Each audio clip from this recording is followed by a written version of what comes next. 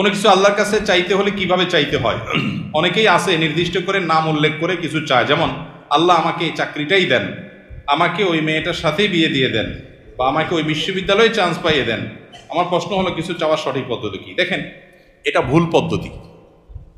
আপনি আল্লাহর কাছে আপনার চাওয়াকে এতটা ফিক্স করে দিবেন না। নবী করিম সাল্লাল্লাহু আলাইহি সাল্লাম দোয়া শিক্ষা দিয়েছেন সাহাবীদেরকে, আল্লাহুম্মা ইন্নী আসআলুকাল আফিয়াতা ফিদ দুনিয়া ওয়াল আখিরাহ। মানে কি? আল্লাহ আপনার কাছে দুনিয়া এবং আখিরাত উভয় জগতে কি চাই?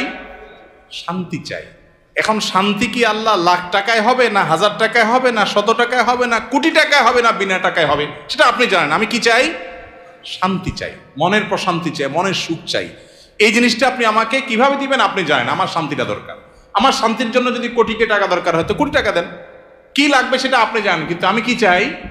শান্তি চাই। এই যে ফাইনাল গোড়ার জায়গায় হাত দেওয়া, এটা হলো বুদ্ধিমানের কাজ। আর কোরআনেও আল্লাহ তাআলা শিক্ষা দিয়েছেন, আল্লাযীনা ইয়াকুলুনা রাব্বানা আতিনা ফিদ দুনিয়া হাসানা ওয়া ফিল আখিরাতি, যারা আল্লাহর কাছে দোয়া করে বলে, হে আমাদের রব, আপনি আমাদেরকে দুনিয়াতে কল্যাণ দান করেন, সুখ কল্যাণ ভালো দান করেন। এ ভালোটা কি দিয়ে হবে আমি জানি না। আমি কোনো মেয়েকে দেখে বা তার সম্পর্কে জেনে শুনে আমার মনে হয়েছে এই মেয়েটাকে আমার জীবন সঙ্গিনী করতে পারলে বোধহয় আমি সুখের সাগরে হাবুডুবু খেতে থাকবো, আমি বোধহয় সুখের আকাশে ভাসতে থাকবো এই মেয়েটার সাথে বিয়ে হইলে। বেশিরভাগ যুবক বয়সে শয়তান এ ধরনের পাগলামি মাথার মধ্যে চাপায়, মনে হয় যে এটার সাথে বিয়ে না হলে আমার জীবন পুরোটা বরবাদ হয়ে যাবে, তছনছ হয়ে যাবে, শেষ। ডিপ্রেশন, আত্মহত্যা করে ফেলতেছে, শেষ হয়ে যাচ্ছে, জ্বলে পড়ে মরে যাচ্ছে, বুড়া হয়ে গেছে, বিয়ে করে না কেন? কারণ তারে পাই না, এই জন্য বিয়ে করবো।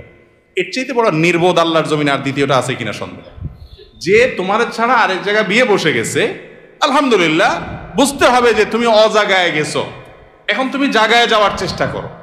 এটা হলো বুদ্ধিমানের কাজ, ঠিক না? ঠিক।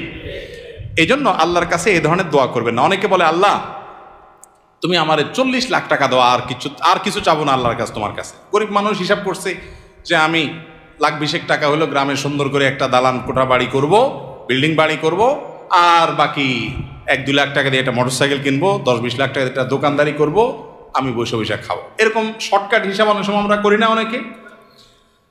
এই ধরনের হিসাব হলো বোকামের হিসাব। একজনকে আল্লাহ তাআলা একদিনে 10,000 টাকা কামাই দিছে, এরপর তারা আল্লাহ তাআলা এমন একটা অসুখ দিছে যে 11,000 টাকা ওইটাতে বিল আসবে, খরচ হাসপাতালের। আরেকজনকে আল্লাহ তাআলা 2,000 টাকা কামাই দিছে, তার 500 টাকা খরচ আর 1500 টাকা পকেটে রয়ে গেছে। বরকত কোথায় হলো? ওই 2,000-এর মধ্যে হলো না? এই জন্য দোয়াটা সেরকম করতে হয়।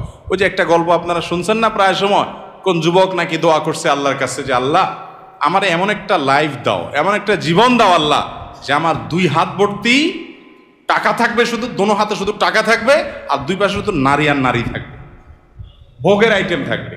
তো আল্লাহ তাআলা তাকে একটা মহিলা কলেজের বা কোন একটা কোম্পানির নারী স্টাফদের বাসের কন্ট্রাক্টর বানাই দিয়েছে। এই জন্য তার হাতে টাকা আর টাকা কন্ট্রাক্টরি করে, টাকাও মানুষের আর মহিলাগুলোও মানুষের। এই যে ভুল দোয়ার ফল দেখছেন, উল্টাপাল্টা দোয়া করছে না? সে দোয়া করবে, আল্লাহ আমি তোমার কাছে শান্তি চাই। এখন কোন মেয়েকে বিয়ে করলে আমার সংসারে শান্তি হবে তুমি জানো। আমি যেটাকে দেখে মনে করতেছি এটার সাথে বিয়ে হলে শান্তি হবে, ওইটার সাথে বিয়ে হলে আমার আরো অশান্তি হইতে পারে। পারে কি পারে না? কত তথাকথিত এই যে অবৈধ প্রেমের বিবাহ, কি মহব্বতের সাগর ঢেউ খেলতে থাকে না, এরপরে 2 মাস 4 মাস যাইতে না যাইতে শুরু হয়